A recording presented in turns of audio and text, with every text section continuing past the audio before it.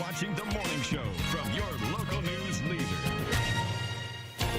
All right, during the holiday season, you might be putting up some bright lights or possibly even wearing them. Well, how exactly do these lights work? Well, Matt Stellans from the U of I is here to tell us all about it. So, Matt, tell us, how does this thing, go on? What do we got to do here? Oh, it's really kind of interesting, and so you can learn a lot. There are many courses for juniors and seniors and grad students on electricity and things like that at the university. So we're going to start at the very beginning. So we're not going to get all the way to semiconductors and stuff, but let's talk about circuits.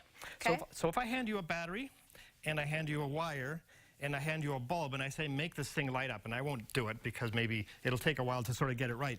Okay. People, when I do this to my students, they do this. They go, well, okay, I know how my flashlight looks. Here's a battery.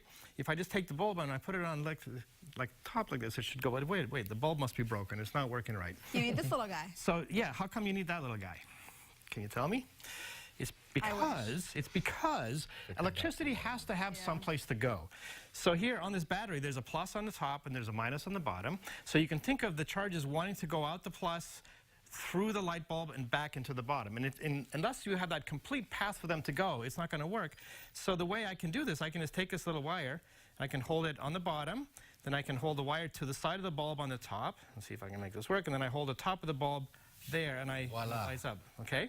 And so the thing that makes this light up, you saw a little bit last week when Nadia was here. She talked about resistance and how the atoms inside a metal kind of have resistance, and it makes the electrons flow slower than or it sort of impedes the flow. And if you push the electrons through anyway, you can get things to glow. And she had a glowy thing on the table right here. And that's what a light bulb is. An incandescent bulb is just glowing. The thing inside there is just a little filament. It gets so hot, it's white hot. It's like as hot as the sun, basically, and it just glows from electricity making it hot. So one of the things that we can do is to study that a little bit, which I think is very interesting. And the amount of power, the thing that makes this glow, it has to do with how much current flows and how much voltage you have. And you can think of voltage, if you think of like house plumbing, voltage is like pressure. That's what makes the current flow, and it's the current that makes the thing light up, okay?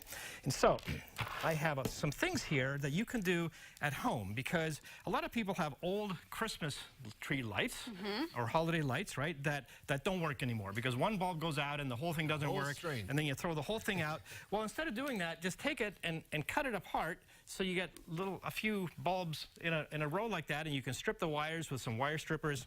And if you just take like a 9-volt battery now, which is what I have right here, and I just hook these two, if I have the positive and the negative of the battery, and I put it to these lights, cool. You see the things light up, okay? And it's pretty cool. And so now you can study something that's really interesting, because usually when you have Christmas tree lights, you have them all in a big long row, okay? So if you put more of these in a row, and basically from what Nadia said last week is the more resistive things you have in a row, the less current flows. So we expect now, when I put 4 of these in a row, that less current is going to flow. And these things are not as bright as they were when there was just 2. Okay? Sure. So this is called a series circuit. I can put these side by side instead, like this, by twisting these together. So now, basically, they're next to each other. And now, instead of having them one after the other, they're in parallel. This is called a parallel circuit, and these are nice and bright now. You see how there's a big difference? Yeah. Okay, so that's pretty interesting. And so that is series and parallel circuits. So this is already like 2 weeks worth of electricity and magnetism in my course. You guys are learning it in 1 minute. Okay, so what I was going to say now is that usually this you can do at home with little batteries, but the Christmas lights you have at home run by plugging them into the wall. Yeah. Okay, and so here you have a whole bunch of lights in a row, because coming out of the wall is not 9 volts DC, it's 120 volts AC. And so the difference between DC and AC is that in direct current here, like in this battery, you use chemical energy, and the chemical energy pushes the voltage from one terminal to the other. And one is always positive and one is always negative. The thing that comes out of the wall plug switches positive and negative 60 times a second. Oh. That's why it's called alternating current. And the alternating current, and that's the way that it's easier to generate current and transmit current, which is something we'll do in the future. We'll talk about in transmission lines. But this is also kind of interesting, because what it means is that the lights actually, if you look carefully, flicker a little bit.